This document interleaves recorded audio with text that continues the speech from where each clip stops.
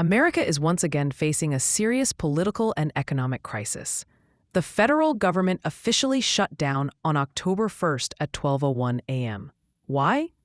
Because Congress failed to agree on a budget for the new fiscal year. As a result, hundreds of government departments and agencies have stopped operating. Nearly 800,000 federal employees have been forced into unpaid leave. Others are still working, but without pay.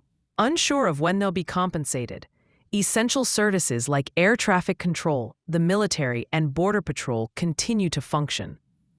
But programs like education, research, housing support, and environmental monitoring are frozen. National parks are closed. Passports and visa processing have slowed down drastically. In some areas, public health clinics that depend on federal funds are unable to operate. President Trump has responded by taking an aggressive stance. He's threatened long-term cuts to what he calls bloated liberal programs. He also froze billions in aid to Democratic-led states, drawing strong criticism. Meanwhile, the Senate has failed to pass multiple temporary funding bills. There's no clear path forward, and the shutdown could last weeks or even longer. Ordinary Americans are feeling the pain, especially those living paycheck to paycheck. Some federal workers have had to turn to food banks or second jobs. Airports are under stress, government websites are down, and courts are scaling back operations. Economic experts warn that this shutdown could cost the U.S. billions in lost productivity. It could also reduce GDP growth and weaken global investor confidence. Beyond economics, the political atmosphere is extremely polarized. Both Republicans and Democrats are blaming each other for the crisis. Social media is flooded with frustration, conspiracy theories, and rising anger.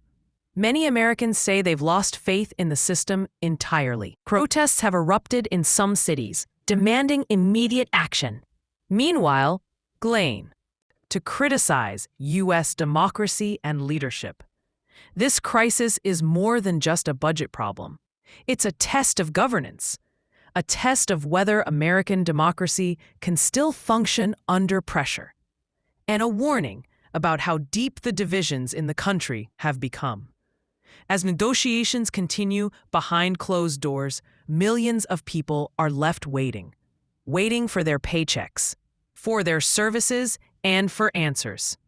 The world's most powerful country is struggling to pay its own workers, and once again, the American people are caught in the middle. The next few days and decisions made in Washington could shape the nation's future. Until then, the shutdown continues.